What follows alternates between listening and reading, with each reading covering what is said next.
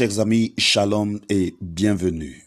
Le titre de notre méditation ce jour est « Force et endurance ».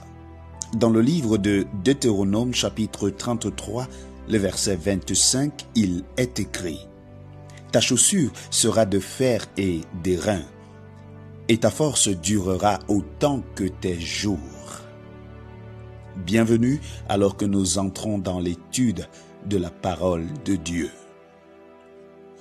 La bénédiction accordée à la tribu d'Aser est à retenir, car la promesse matérielle qui lui est faite a une portée spirituelle pour notre service.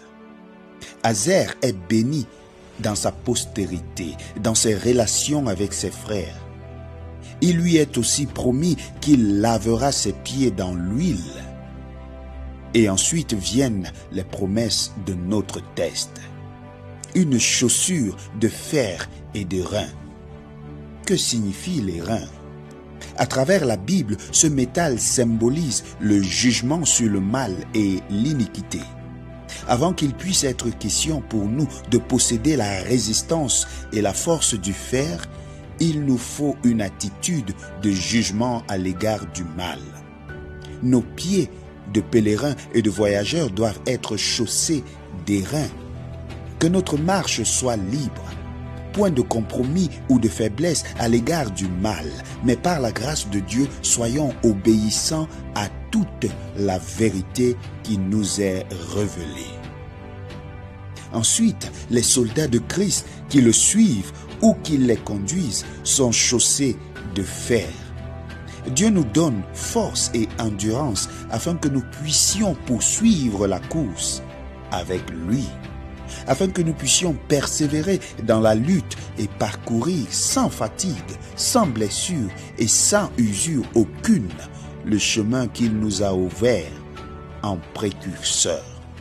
Si nous portons ces chaussures de fer et d'airain, qu'importe que le chemin soit rocailleux, pénible et dur, c'est le sien. Nous marchons dans ses traces. L'épreuve, la tentation, la fatigue sont-elles là?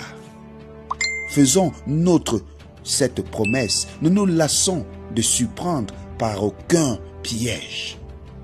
Celui qui nous a appelés est fidèle.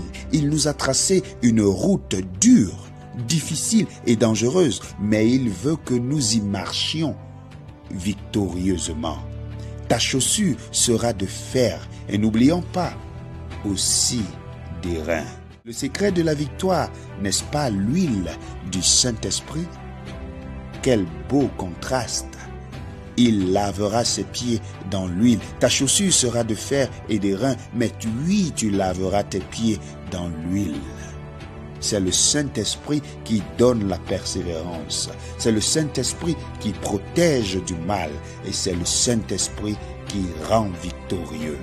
Ainsi, le croyant peut vivre et marcher ici-bas de manière à glorifier son Sauveur. Lui amener des âmes, être un secours à ses semblables aussi. Et comme dans la promesse faite à Hazar, il est béni parmi les enfants et il est agréable à ses frères.